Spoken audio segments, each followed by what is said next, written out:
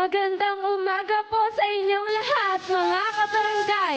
Ako nga po pala si Althea Jimlyn A. Tamaya, ang FCPC Campus Sweetheart. I-welcome natin sa LTE ang inyong FCPC Althea Tamayo! Hi, Althea. Good morning. Morning, Althea! May mic pala. Yeah, may mic. Good morning. Ayan. Good morning po. My friend, kanina habang nagsasayaw siya, sabi ko, i-approve ba siya ng Balintanaw? Sabi nung kanilang leader doon, yung presidente. Sabi niya, ay oo, siya. Ano namin siya, member.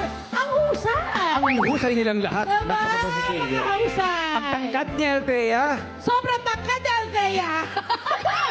Althea.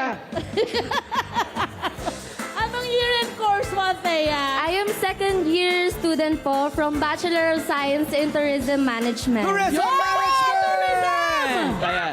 Okay. Anong career ang balak mo i-pursue pagka-graduate mo sa FCPC? After I graduate po, I would like to pursue being a flight attendant. Yes. Yun, International. International, no? Oo.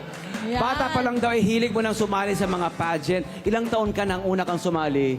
Una po akong sumali sa barangay po namin sa province, 6 years old po. And then nagpatuloy po ng workshop. And then yung pinaka-first official pageant ko po is dito po sa First City Provincial College. At syempre, oo. Kumusta yung experience mo ng pagsali-sali sa mga pageant hanggang ngayon? Anong naituro sa'yo ng mga pagsali-sali mo?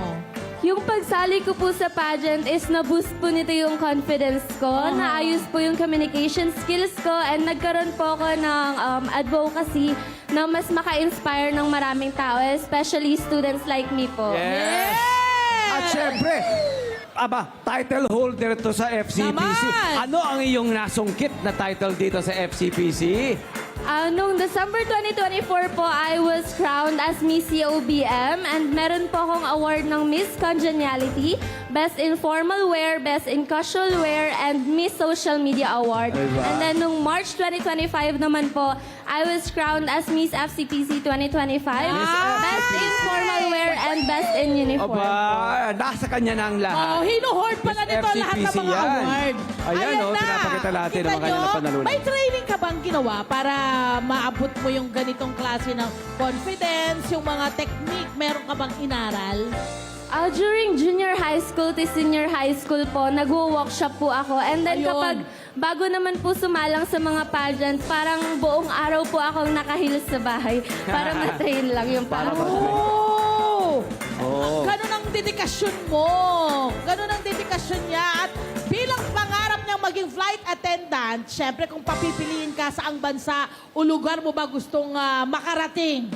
Gusto ko po sanang makarating sa Japan. Pinakauna po sa Japan and then sa Greece po. Greece, Unang-una oo. po sa Japan kasi parang napakaganda po nung ano nila doon, Lugar. ng bansa nila. Culture. Napakalinis po and napaka-advanced po lahat ng technology nila. Yes. And then sa Greece naman po kasi parang napaka-peaceful po.